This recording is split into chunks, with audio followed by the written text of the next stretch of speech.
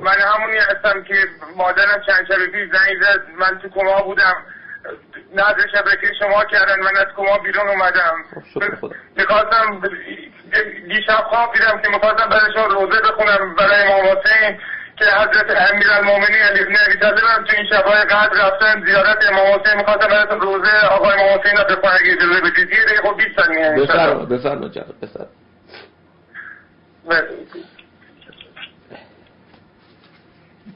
جابرم